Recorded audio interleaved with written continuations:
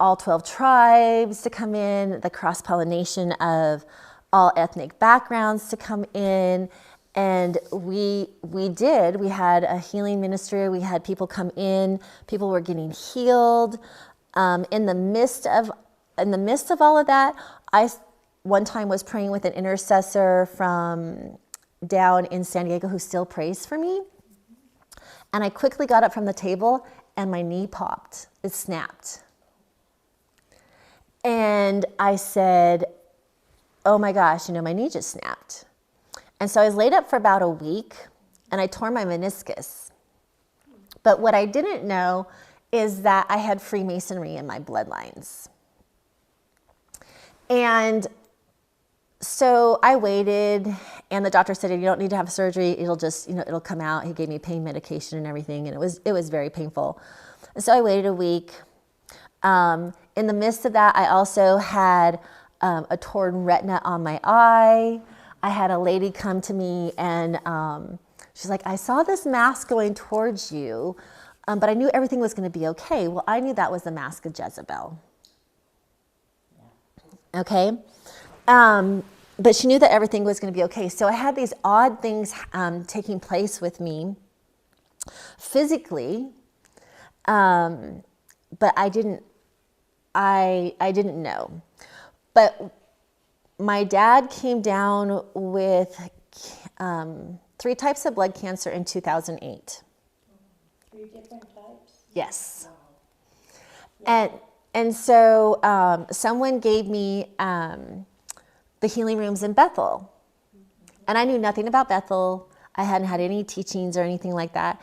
And so when I looked into healing rooms for him, which he was not a believer, I'm like, oh my gosh, this is what I need. So I started listening to Chris Valentin. I started taking his material. I started teaching it to the Hispanic church on the prophetic, all of that. And so God is really, he's taken me through this whole journey. And then I went to the School of Prophets at the Mission Church in Vacaville. That's where I met Pastor Jennifer Alvarez in 2014. I started going to all of her conferences because I was getting equipped. Yes. And I wasn't equipped. Also in 2014, with our prior pastor from Redemy, we were in a building in Las Vegas, Nevada, in an Ethiopian church that they rented. And we're in worship, and I become, I just go into the spirit. I was worshiping, and suddenly I could barely hear everybody. And I saw the Lord, and I could hear the man in Spanish ministrating. He says, there's something supernatural going on over here. But that's all I heard. And I literally heard from the Lord, and I had my arms up worshiping. And at that point in time, the Lord tells me, he goes, I give you my cloak. And he clothed me with his white cloak. He just slipped his whole garment over the top of me. And then I saw myself on the globe going from continent to continent with a basket of flowers, skipping around the globe. Yeah. When I came out of this vision that I was having, my pastor calls me out as a prophet instantaneously. And so they were very Pentecostal, and it was very kind of emotional. And then literally, because I wanted to see signs, miracles, and wonders as well, I was adamant about that. I'm like, well, if he's the same yesterday, tomorrow, I'm going to see this because that's the word. And literally, I look underneath the altar. They had just a gold table with this red carpet up the middle where the band was, and these big pillars on the side. It was an Ethiopian church they rented, the Hispanics rented. And I see a diamond underneath the altar. Oh, wow. And I started to scream. And suddenly there's gems all over the altar, and there's this huge funnel of gold coming down. Wow. And it literally took place for an hour and a half. They were able to bring the children's ministry in to watch. Even the music was stopped. There was still gold pouring down on the middle. We got to see a sign, miracle, and wonder. And it also brought the people in the church they were all in admittance that they did not believe in that, and that they now believe that the Lord, could open a heaven. Yeah. Absolutely. Did you collect those? Did you pick them up? My one probably dissipated. There was opals and everything.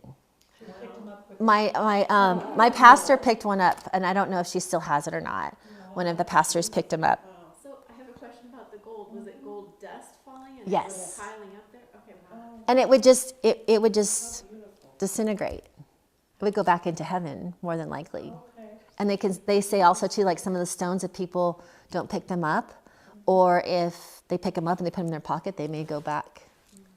That's what I've been told. That makes sense.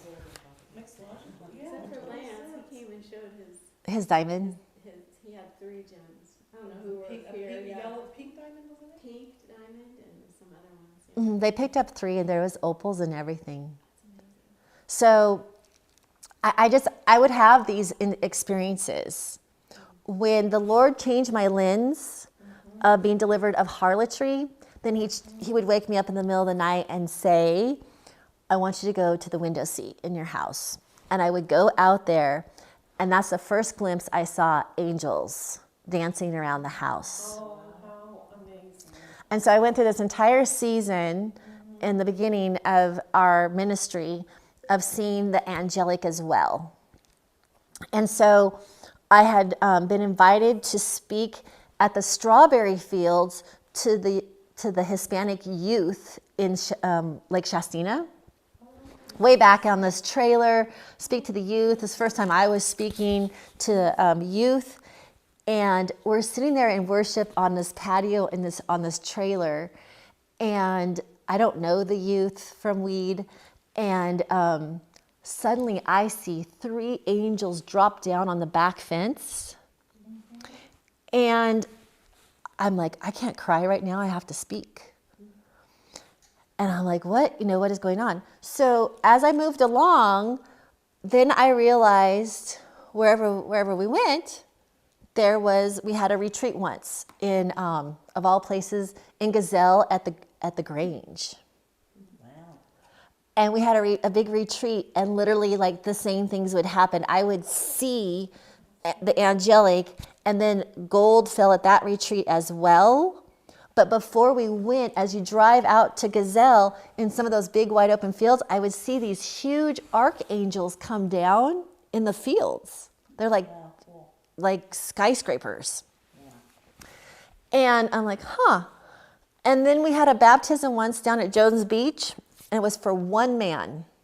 One man wanted to get baptized. He didn't get baptized when the rest of them got baptized, and now he wanted to get baptized, so we went to Jones Beach on Labor Day weekend, and I was literally praying that, there wouldn't be a lot of people at Jones Beach, and there wasn't. But just as we started the baptisms, I watched an angel upriver, go into the river, and the water was warm.